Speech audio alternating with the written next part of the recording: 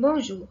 Dans cette vidéo, nous allons présenter le calcul approché de l'équation différentielle partielle ordinaire du premier ordre de la forme de Cauchy en utilisant la méthode numérique Euler. Considérons l'équation différentielle ordinaire y' égale à t moins y sur 2. Sa solution analytique est 3 exponentielle moins t sur 2 moins 2 plus t.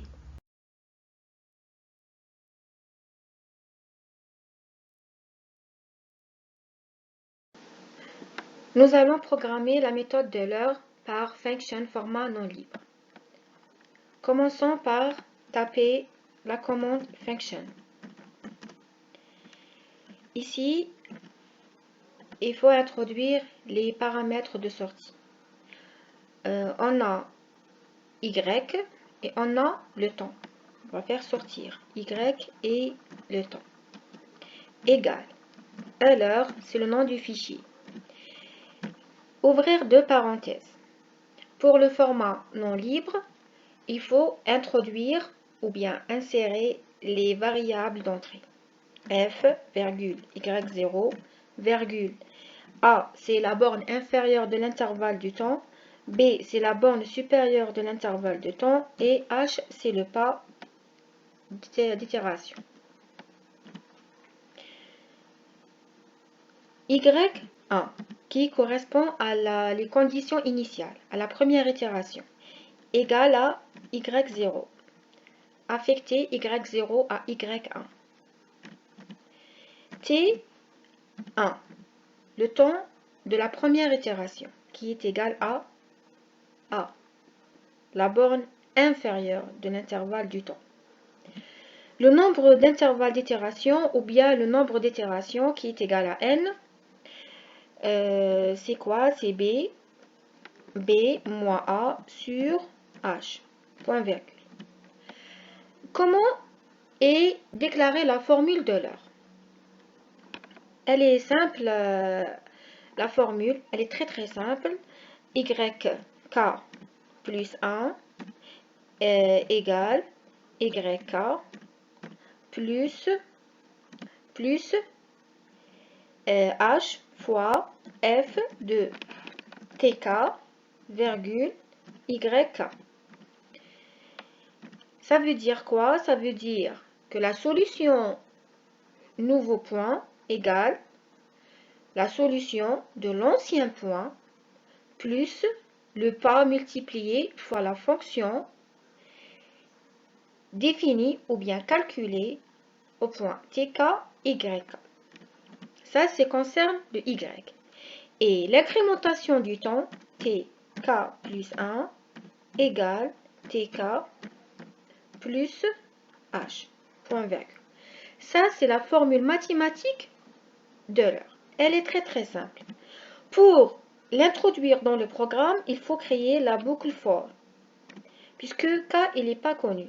Quand K, c'est une boucle égale à 1 jusqu'à le nombre d'intervalles n. Maintenant, on va fermer la boucle. Ici, pour mon choix, c'est un choix personnel, je préfère et j'utilise le plus souvent dans mes programmes Feval. Ça simplifie l'écriture du programme, le calcul. Ça restera un choix personnel. Chacun est libre de programmer comme il veut. Virgule, TK, Y. Le programme ici est terminé. Il faut sauvegarder et aller à l'exécution. Puisque on est dans le format non libre, il faut suivre les étapes de programmation, d'exécution. Qui sont, maintenant je vais copier ça, et je vais aller à commande Windows. Je vais le coller. Ici, la fonction, elle n'est pas déclarée. Soit je vais la déclarer dans le programme sous routine, ou bien je vais la taper ici directement par arrobase t, y, puisqu'on a deux variables. La fonction, c'est quoi? Est égale à t moins y sur 2. T moins y sur 2. Ça, c'est la fonction. Maintenant, les conditions initiales, y0 égale à A. A égale à 0. B égale à 3. H égale à 0,25. Je vais exécuter et ça nous donne 13 colonnes. 13 colonnes pour le temps. Voilà, 13 colonnes pour le temps. Et 13 colonnes pour le Y. Alors, Y égale à 1, qui veut dire Y0. Y de 1 égale à Y0 égale à 1. T égale à B égale à 3. Ça, c'est B.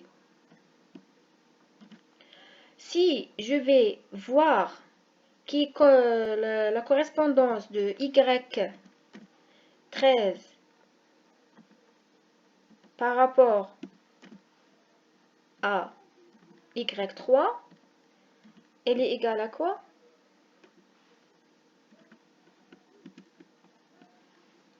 Elle est égale à quoi? Égale à 1,60. Voilà. Ça, c'est la solution de l'heure. Il nous a donné pour T égale B égale à 3. Il nous a donné 13 colonnes. Il nous a donné 1,6043. Est-ce que on a convergé ou bien on a divergé? C'est très simple. On va calculer la solution mathématique et voir qu'est-ce qu'on va avoir pour comparer la solution exacte moins la solution numérique. Donc, je vais prendre cette solution, je vais la coller dans commande Windows et je remplace. J'ai déjà remplacé la solution. J'ai remplacé le T par 3. J'ai déjà remplacé. Maintenant, je vais entrer.